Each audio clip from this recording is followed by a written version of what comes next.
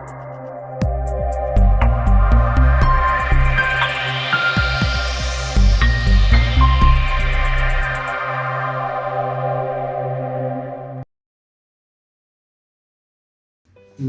दोस्तों, स्वागत है आपका फिर से एक बार हमारे चैनल वर्ल्ड ऑफ हैप्पीनेस में।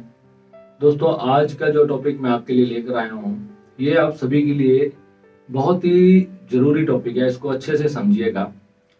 दोस्तों, हमारे साथ जितने भी लोग जुड़े हुए हो, हमारा फर्ज बनता है कि आपको हर एक बात के लिए पूरी तरीके से वो बात आपको समझ आ जाए, ताकि आपको जो है बार बार उस टॉपिक के ऊपर अपना दिमाग खराब ना करना पड़े। आज एक ऐसा ही विषय है दोस्तों, कुंडली के हिसाब से हमारे जैसे भी ग्रह बैठे होते हैं, हम उसके हिसाब से अपनी एक कंडीशनिंग बना लेते हैं। ये मैं उन ज्ञानी लोगों के लिए बात कर रहा हूँ जिनको एस्ट्रोलॉजी का बहुत अच्छा ज्ञान होता है। उसमें एस्ट्रोलॉजर भी हो सकते हैं, बड़े बड़े एस्ट्रोलॉजर भी हो सकते हैं, और जो बहुत बड़े एस्ट्रोलॉजर हैं वो भी हो सकते हैं, क्योंकि उनका जो पूरा मार्ग है वो एक कंडीशनिंग का मार्ग है। जैसे कि लाल किताब हो गई, आपकी काली किताब हो गई, रावण संहिता, भृगु संहिता, ना जाने कितने तरह के इसमें शास्त्र हैं, और हर एक किताब आपकी एक कंडीशनिंग को तैयार करती है आपके मस्तिष्क के अंदर। अब हम जो है एक धारणा धारण कर लेते हैं अपने मन के अंदर कि हाँ, मेरा ये ग्रह खराब है, और किसी एस्ट्रोलॉजर ने हमें कुंडली देखी और हमें बता दिया। ये तो आपने कई जगह सुना होगा, बहुत सारे आजकल जो है लोग इसके ऊपर खुलकर बोलते हैं। ये सब आपने हर जगह सुना होगा कि हम जो है कंडीशनिंग बना लेते हैं, और कंडीशनिंग जो है उसी तरीके से फिर काम भी करती है, और इससे व्यक्ति को नुकसान भी होता है।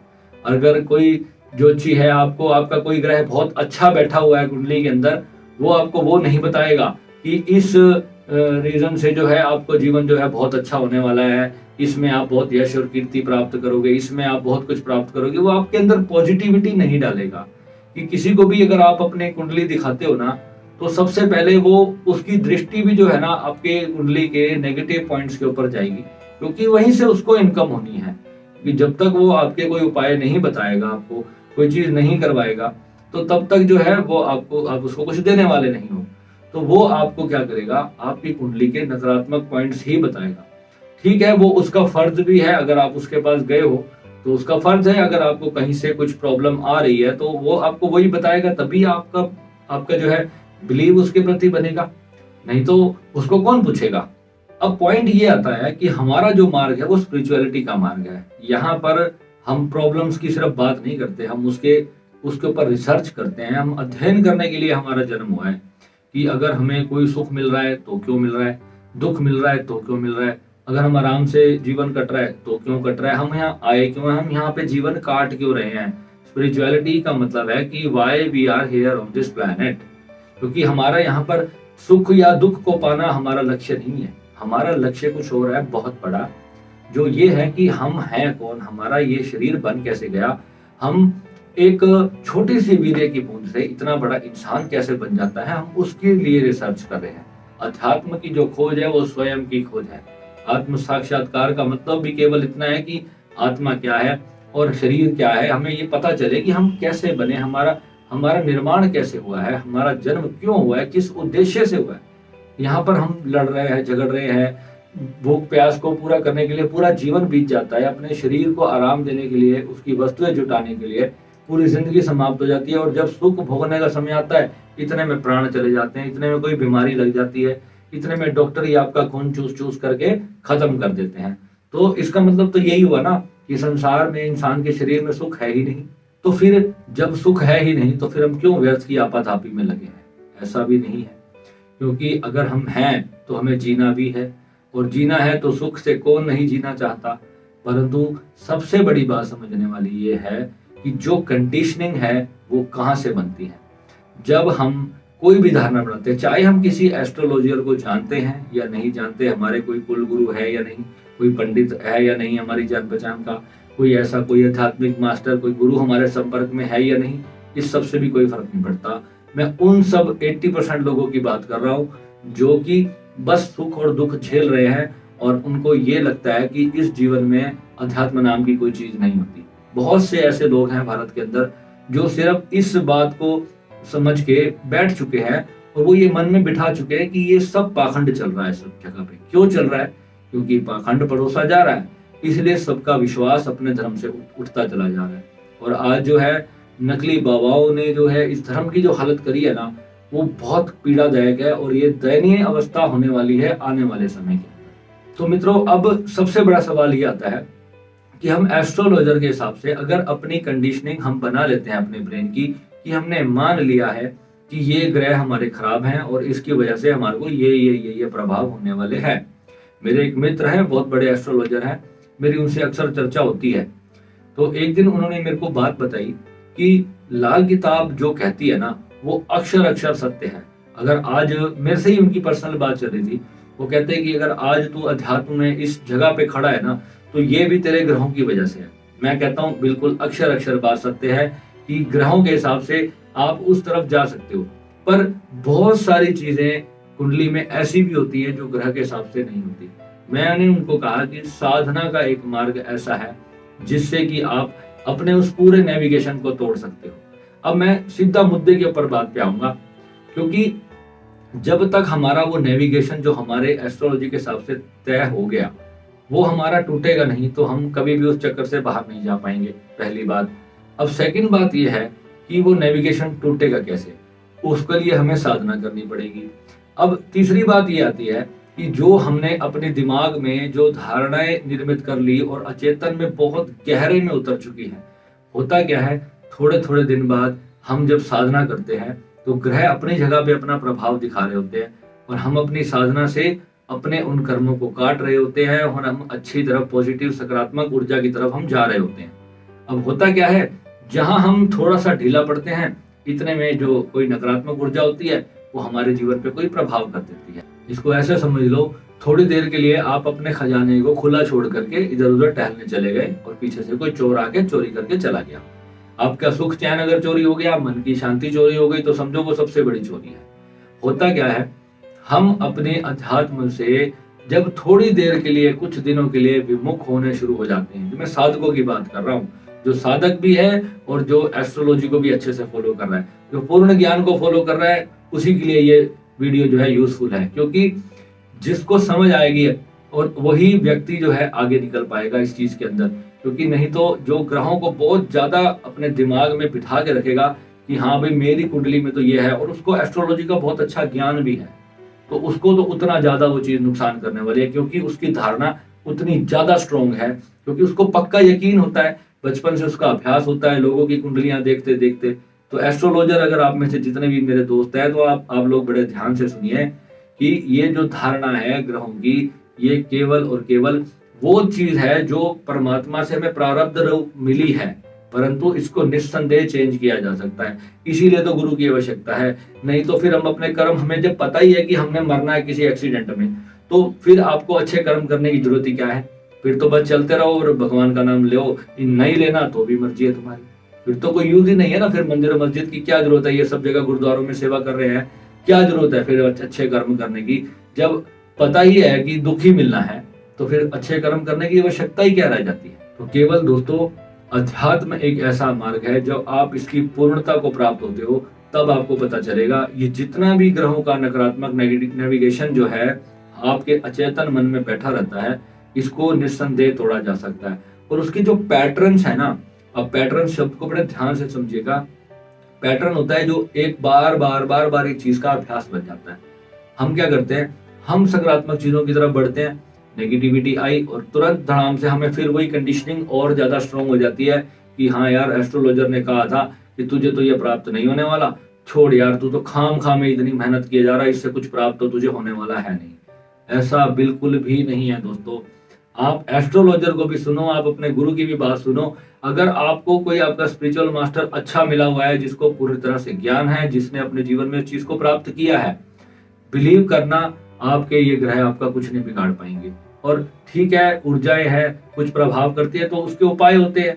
ऐसी कोई चीज नहीं है, अगर आपने मर्डर भी किया है तो उसके भी आप जेल भुगत के एक दिन घर आ जाओगे, और जघन्य अपराध करोगे तो फांसी की सजा करके फिर आपको दोबारा जन्म होगा। ऐसा नहीं है कि आपको कभी भी दोबारा जो है जीने का मौका नहीं मिलेगा। आप अजर अमर अविनाशी आत्मा हो, आपका बार बार जन्म होता आ रहा है और आगे भी होगा। ये आप स्टाम्प पेपर पे मेरे से आप लिखवा के ले जाओ। और इसका एक्सपीरियंस करना चाहते हो तो कम से कम अपना दृढ़ संकल्प से सोच के चलो 10 साल आपको मुझे देने पड़ेंगे। हो सकता है 10 दिन में आपको साक्षात्कार हो जाए, हो सकता है 1 साल लगे, हो सकता है 3 साल लगे। मैं अपनी बात करूं तो मुझे कम से कम 2000 मुझे याद है 3 या 4 से मैं इस रास्ते पे चलना शुरू हो गया था और आज 2021 चल रहा है। मुझे करीबन 14-15 साल का सही समय लगा होगा जो चीज जानने में, जो एक्चुअल ट्रुथ है इस यूनिवर्स का, और उसको जानने के बाद ही मैं ये बात कह सकता हूँ कि पूर्णता को प्राप्त हुआ हूँ। और बहुत ही आनंददायक ये मार्ग है। जीवन में कितना कुछ चारों ओर दुख ही दुख, त्राही त्राही मची हुई है, और आपके भीतर की शांति को कोई आपसे छीन नहीं सकता अगर आपने एक बार उस चीज को पा लिया। ठीक है, तो ये जितने सारे नेविगेशन सिस्टम अपने दिमाग में बिठा के रखे हुए हैं तो इसको उठा करके फेंक दो और भगवान के मार्ग पे चलो। भगवान का मार्ग आप अपने शास्त्रों से ही उठा लो, जो आपको अच्छा लगता है, जो उनसे भी आपको इष्ट भगवान अच्छे लगते हैं ना, उनकी जो भी बुक है आप उसको उठा लो और उसको पढ़ो। एक एक लाइन को बड़े प्यार से समझना, एक एक लाइन को आपको समझ आ जाएगा आपकी खोज कहाँ अटकी, कहाँ पे आपसे गलती हुई। आज आप मंदिर में जाते हो, भगवान को जल चढ़ाते हो, हनुमान चालीसा पढ़ते हो, न जाने क्या क्या करते हो, मुझे बताओ ऐसी एक भी चीज किस शास्त्र में लिखी, किस शास्त्र में लिखा है कि हनुमान चालीसा पढ़ने से आपको भगवान मिलेगा? मुझे बताओ किस शास्त्र में लिखा है कि सूर्य भगवान को जल देने से आपको आत्म साक्षात्कार हो जाएगा? ऐसा नहीं, ये सारी ग्रहों की चीजें हैं और इसका काफी सारा जो है साइंटिफिक एक रिश्ता है इन सारी चीजों के साथ। जो जो चीजें कराई जाती है हमारे सनातन धर्म में, ये सब हेल्पफुल है, ये आपकी सपोर्ट सिस्टम के लिए तो बहुत जरूरी है जो अगर आप इस रास्ते पे हो, परंतु ये पूर्णता नहीं है। पूर्णता तो आपको गुरु से ही मिलेगी। किसी शास्त्र में मुझे लिखवा दो। आज हमें कहते हैं कि जैसे भी इस्कॉन मंदिर वाले हैं, इन्होंने लिख दिया महामंत्र, महामंत्र की दीक्षा देते हैं। महामंत्र की दीक्षा का मतलब है हरे कृष्णा हरे राम, यही इनका मंत्र है। और इसकी कहते हैं कि 16 माला आपको एक दिन में जाप करनी है। मैं कहता हूँ भगवान श्री कृष्ण का सबसे बड़ा जो अगर ग्रंथ अगर कोई मैं मानता हूं तो वो भगवत गीता है। भगवत गीता में जो भगवान कृष्ण स्वयं कह रहे हैं कि अर्जुन तुझे गुरु के पास जाना होगा और गुरु तुझे उस ताले की चाबी देगा, उस कुंजी को तुझे देगा। तो क्या भगवान श्री कृष्ण वहां ये नहीं लिख सकते थे कि तुझे महामंत्र का हरे कृष्ण हरे रामा का जाप करना होगा? तो आपको क्या लगता है कि भगवान कृष्ण की लिखी हुई गीता सच है या ये लोग सच है जो इस्कॉन मंदिर में आकर के ये अपने मन घड़त मंत्रों का प्रचार कर रहे हैं? दोस्तों आप देखो, यही लोग गीता भी सेल करते हैं। वहां पर गीता आपको सबको देते हैं और आपको कहते हैं ये इतने रुपए आप कितने भी सेवा के हिसाब से आप दे दो। गीता आपको पढ़ाते हैं, गीता में क्या लिखा है? आप गीता नहीं पढ़ते। जब गीता में लिखा है कि गुरु के बिना नहीं संभव, तो फिर कोई महामंत्र जो इनके द्वारा दिया जाता है वो कैसे आपको प्राप्त होगा? दोस्तों मेरा मतलब सिर्फ इतना ही है कि सच्चाई भले ही आपको प्राप्त ना हो, परंतु झूठ नहीं प्राप्त होना चाहिए। झूठा चीज तो आपको और ज्यादा परेशानी में डालेगी। मंत्र हमेशा गुरु का दिया हुआ होता है। मंत्र का मतलब आप जिस दिन समझ जाएंगे ना तो आपको समझ आएगा। मैं अभी एक गायत्री मंत्र के ऊपर भी थोड़े दिन में बताऊंगा आपको। ये मंत्र जो होते हैं ये एक सिस्टम की तरह होते हैं। जैसे एक चीज है, आपने उसको सिद्ध किया है, आपने स्वयं आपने, तो वो आपके लिए काम करेगी। और वही मंत्र एक सिद्ध गुरु ने अगर आप किसी को दे दिया और उसके भीतर उस मंत्र को स्थापित किया और मंत्र के साथ अपने साथ उसको जोड़ लिया और अपनी ऊर्जा के साथ उसको जोड़ा, तब वो जब भी वो मंत्र जाप करेगा तो वो ऐसे ब्लूटूथ का काम करेगा। लाइक जैसे हम व्हाट्सएप पे किसी को मैसेज सेंड करते हैं, वो जब भी अपने गुरु का ध्यान करेगा तो वो उस गुरु के तत्व के साथ जुड़ जाएगा। यानी कि उसमें कहा है ध्यान मूलम गुरुर मूर्ति, पूजा मूलम गुरु पदम, मंत्र मूलम गुरुर वाक्यम, मोक्ष मूलम गुरु कृपा। इसका मतलब क्या है समझना इसको, कि ध्यान मूल है और गुरु मूर्ति है। ईश्वर की और कोई मूर्ति नहीं है। ध्यान मूल है, गुरु मूर्ति है, सनातन का सर्वोत्तम श्लोक है। और गुरु की मूर्ति का ध्यान आपको करना है। और आपका जो भी नकली गुरु है आप उसका ध्यान करो, सिर्फ 50 मिनट के अंदर आपको पता चल जाएगा कि आपका गुरु जागृत है या नहीं। आप सच्चे मन से अपने दोनों हाथ खोल के उस गुरु का ध्यान करो और उसको बुलाओ, उसकी चेतना को बुलाओ और उससे प्रार्थना करो कि हे गुरुवर आप मुझ पर अपनी कृपा करें। अगर आपके अंदर कुछ स्पंदन, कुछ वाइब्रेशंस, कुछ इंटरकनेक्शन आप दोनों के बीच में नहीं बन रहा, तो आप समझ लो कि वो गुरु के पास कुछ नहीं। और अगर आपको बहुत बार बार ये अभ्यास करने के बाद भी नहीं हो पा रहा, तो आप समझना कि कुछ कमी शायद आपके अंदर भी हो सकती है। परंतु अगर 1 साल तक भी अगर आपने ये सब कुछ कर लिया और उसके बाद भी आपका उस गुरु से कनेक्शन नहीं बन पा रहा, तो निस्संदेह वो गुरु जागृत नहीं है। आप मेरी बात मान लेना। इसी समय उस गुरु को छोड़ करके और आगे भटकना। और जिसको कई लोग पूछते हैं कि प्रभु मेरे तो कोई गुरु ही नहीं है। पहली बात, मैं तो भाई कोई प्रभु नहीं हूं, मैं एक छोटा सा दास हूं भगवान का। और सबसे बड़ी बात, जो कहते हैं कि मेरे गुरु नहीं है, मैं कैसे साधना करूं, तो उसके लिए हमारी गुरबाणी एक ही चीज फरमाती है कि प्रभु को याद करो, आंख बंद करके बैठो और भगवान शिव से प्रार्थना करो। सर्वप्रथम भगवान शिव है।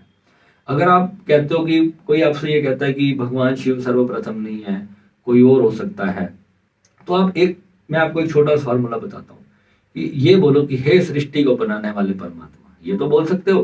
कोई कहता है कि सृष्टि अल्लाह ने बनाई, कोई कहता है कि राम ने बनाई, कोई कहता है शिव ने बनाई। मैं कहता हूं आप आंख बंद करके बैठो और बोलो कि हे सृष्टि को रचने वाले प्रभु। इसमें तो चाहे अल्लाह होगा, चाहे कोई, वो बीच में आ गया। जब आप उस भगवान से अनजान हो तो आप उसको इस भाव से बुलाओ और आप देखना इंस्टेंटली आपको उसकी कृपा प्राप्त होगी। जो गुरु तत्व है इंस्टेंटली आपको सुनेगा और उसी समय आप पर कृपा बरसेगी। इस भाव से आप रोकर बुलाओ तो सही, एक बार उसके साथ जुड़ो तो सही, तत्व के साथ जुड़ो, उस ईश्वर के साथ जुड़ो। आप देखना, आप लोग ध्यान में 10 मिनट बैठते हो, आप सोचते हो बस अभी कुछ हो जाए, 2 मिनट में कुछ नहीं होता मेरे भाई। ये बड़ी लंबी यात्रा है, बहुत समय लगता है। ध्यान में बैठ जाओ, बस सोचो दुनिया है ही नहीं। जो समय आपने 24 घंटे में रोज खाना खाते हो, किस कारण से खाते हो? कि पेट भरता है इसलिए खाते हो। बस ये सोचो कि मुझे 1 घंटे का समय निकालना है, बाकी सारी चीज मेरे लिए बेकार है। वो मैं ठीक है, वो भी अपना काम करूंगा 23 घंटे, बस 1 घंटा जो मेरे को मेरे गुरु ने बताया मैं वो करूंगा। उसके बाद आप देखो होता है क्या। कम से कम 5 साल तक आपको हार नहीं माननी। और 5 साल में अगर नहीं मिले तो आप मेरे कान पकड़ लेना आकर के, आपको पूरा साक्षात्कार होगा। एक बार जागने तो दो शक्ति को, फिर संभाल लेंगे अगर कुछ ऊंच नीच होगी तो। ठीक है। नमः शिवाय।